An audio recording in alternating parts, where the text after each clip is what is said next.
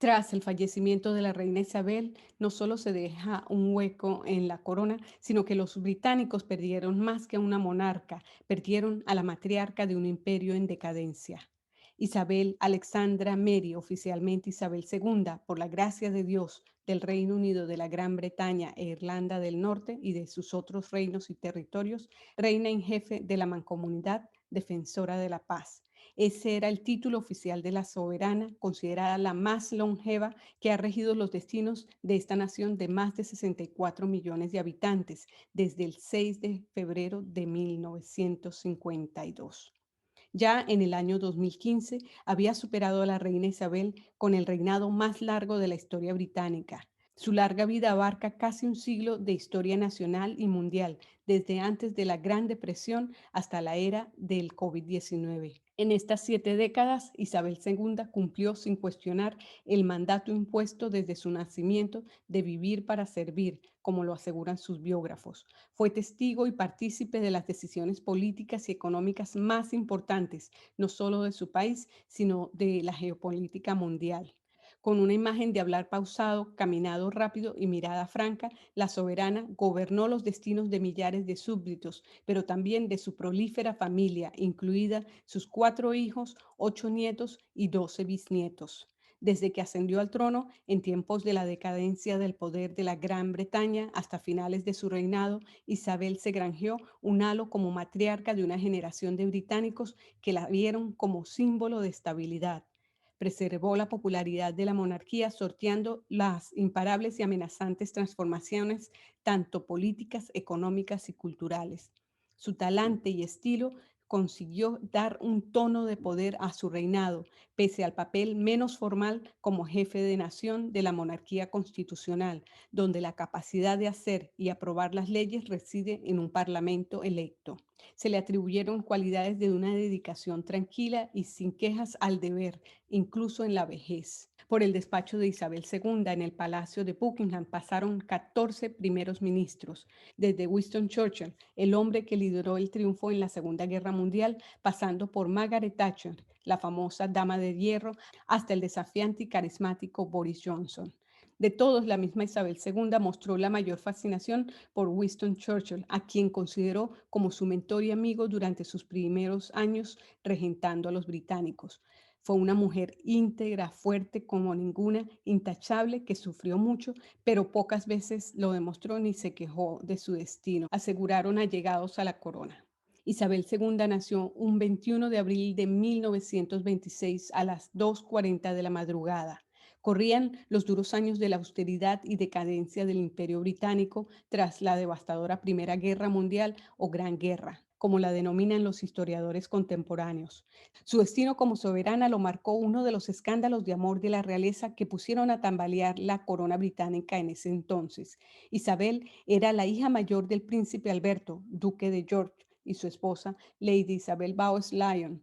Como progenitora de un hijo menor del rey Jorge V, la joven Isabel tenía pocas perspectivas de acceder al trono, pero la entonces princesa de 10 años poco entendía lo que significaba que su tío, Eduardo VIII, luego duque de Windsor, el rey del Imperio Británico, abdicara para casarse con una plebeya, divorciada y con más vera actriz estadounidense, Wallis Simpson.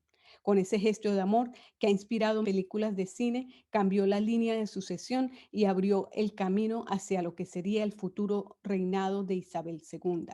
Fue el 11 de diciembre de 1936 cuando la pequeña vio a su padre, el príncipe Alberto, convertirse en el rey Jorge VI y ella en la heredera a la corona.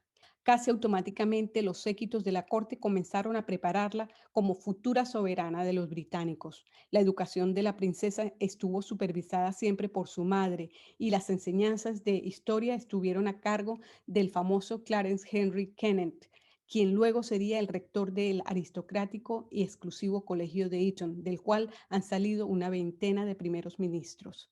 En los años de incertidumbre de la Segunda Guerra Mundial, se asegura que Isabel y su hermana menor, la princesa Margaret, pasaron gran parte del tiempo a salvo, lejos del bombardeo de Londres y separadas de sus padres, viviendo principalmente en el castillo de Balmoral, en Escocia, en el Royal Lodge en Windsor y luego en el castillo de Windsor. Su primera aparición pública ocurrió en octubre de 1940, cuando la princesa Isabel, de 14 años, transmitió un mensaje a los evacuados en el programa de radio La Hora de los Niños, al instarlos a tener valor. A la edad de 19 años, la princesa Isabel se unió al servicio territorial auxiliar y se formó como conductora y mecánica en el rango de segundo subalterno. 5 meses después fue ascendida a comandante junior, que era el equivalente a capitán. Pero tal vez el episodio que le habría marcado más de cara a su futuro como reina de los británicos ocurrió en el atardecer del 8 de mayo de 1945, cuando se declaró el fin de la Segunda Guerra Mundial. Su padre, el rey y la familia real hicieron 8 apariciones en el balcón del Palacio de Buckingham para reconocer a la multitud reunida en los alrededores. Los historiadores aseguran que Isabel y su hermana Margaret se escabulleron del palacio y participaron en secreto en las celebraciones callejeras del fin de la guerra. Tras la primera gira real de la posguerra a Sudáfrica en el año 1947, se anunció su compromiso con su primo lejano, el teniente Felipe Mountbatten del Royal Navy, antes el príncipe Felipe de Grecia y Dinamarca. El matrimonio tuvo lugar en la abadía de Westminster el 20 de noviembre de ese mismo año. En la víspera de la boda, su padre, el rey Jorge VI, confirió al novio los títulos de duque de Edimburgo, conde de Merioneth y barón de Greenwich. Isabel tenía 21 años cuando se casó con Felipe de 26, con quien mantuvo una firme relación durante 74 años hasta la muerte del duque en abril del 2021. Su primer hijo, el príncipe Carlos, conocido también como Charles Philip Arthur George, nació el 14 de noviembre de 1948 en el Palacio de Buckingham. Le siguieron su hermana Ana, nacida en 1950, Andrés en 1960 y el menor de la pareja real, Eduardo, en 1964. Ya para el año 1951, en medio de la declive de la salud del rey Jorge VI, la joven princesa y su esposo dieron sus primeras incursiones representando a la corona a nivel nacional y luego en giras internacionales, incluyendo países como Estados Unidos, Canadá, Nueva Zelanda y Australia. Pero fue en la africana Sagana, en Kenia, donde la cogió la noticia de la muerte del rey. Era un miércoles 6 de febrero de 1952. Isabel volvió de inmediato a Inglaterra ya como reina.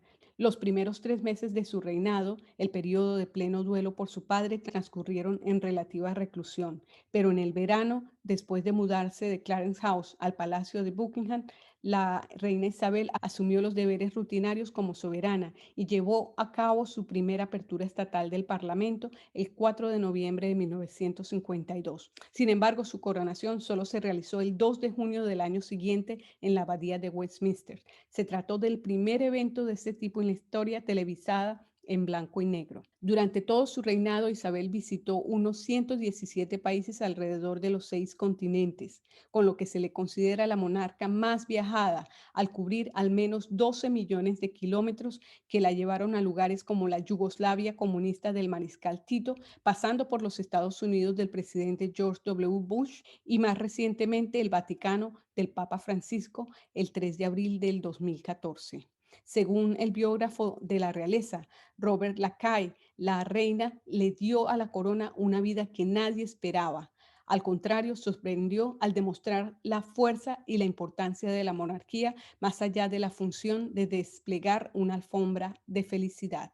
En sus 7 décadas como monarca, la reina parecía cada vez más consciente del papel moderno de la monarquía, permitiendo, por ejemplo, que se televisara la vida doméstica de la familia real en 1970 y tolerando la disolución formal del matrimonio de su hermana en 1978. En la década de los 90, sin embargo, la familia real se enfrentó a una serie de desafíos. En 1992, un año al que Isabel se refirió como el Annus Horribilis, fue cuando el príncipe Carlos y su esposa Diana, princesa de Gales, se separaron, al igual que el príncipe Andrés y su esposa Sara, duquesa de York. Ese mismo año, su otra hija Ana se divorció y un incendio destruyó la residencia real del castillo de Windsor. Y en 1992, aunque estaba exenta personalmente, la soberana aceptó pagar impuestos sobre sus ingresos privados. La separación y posterior divorcio de Carlos y la inmensamente popular Diana erosionaron aún más el apoyo a la familia real, que algunos consideraban anticuada e insensible. Las críticas se intensificaron después de la muerte de Diana en 1997, especialmente cuando la reina inicialmente se negó a permitir que la bandera nacional ondeara a media asta sobre el Palacio de Buckingham. Tratando de pasar la página, Isabel II buscó presentar una imagen menos sofisticada y menos tradicional de la monarquía. En el año 2002 celebró su jubileo de oro. Sin embargo, las celebraciones se vieron opacadas por la muerte de la madre y la hermana de Isabel a comienzos de ese mismo año. La reputación pública de la familia real se recuperó e incluso el matrimonio de Carlos en el año 2005 con Camilla Parker Bowell encontró mucho apoyo entre el pueblo británico. En abril del 2011, Isabel dirigió a la familia en la celebración de la boda del príncipe Guillermo de Gales, hijo mayor de Carlos y Diana, con Catherine Middleton. Al mes siguiente superó a Jorge III para convertirse en la segunda monarca en el reinado más largo de la historia británica detrás de la reina Victoria. Para el año 2012, Isabel celebró su jubileo de diamantes, que marcó sus 60 años en el trono. El 9 de septiembre del 2015 superó el reinado récord de Victoria de 63 años y 216 días. Cuando su esposo, el príncipe Felipe, se retiró oficialmente de la vida pública en agosto del 2017, la misma Isabel II comenzó a reducir sus compromisos oficiales, pasando algunos deberes al príncipe Carlos y a otros miembros del alto rango de la familia real. Un golpe fuerte para la reina fue la renuncia de su nieto, el príncipe Enrique, y su esposa Meghan, duques de Sussex, a sus roles reales en marzo del 2020. Sin embargo, a la soberana no le tembló la mano para firmar la exclusión de la pareja de sus privilegios monárquicos, según conocedores de la corona. Ese talante se volvió a sentir en abril del 2021 con la muerte del duque de Edimburgo, su esposo por casi 74 años. Él ha sido simplemente mi fuerza y mi permanencia todos estos años, así se expresó la monarca. Nadie en su familia hacía nada antes de contar con la venia de la reina, quien favoreció la simplicidad en la vida de la corte, además de estar al día en los negocios del gobierno y los deberes tradicionales y ceremoniales. Y así fue hasta su último día.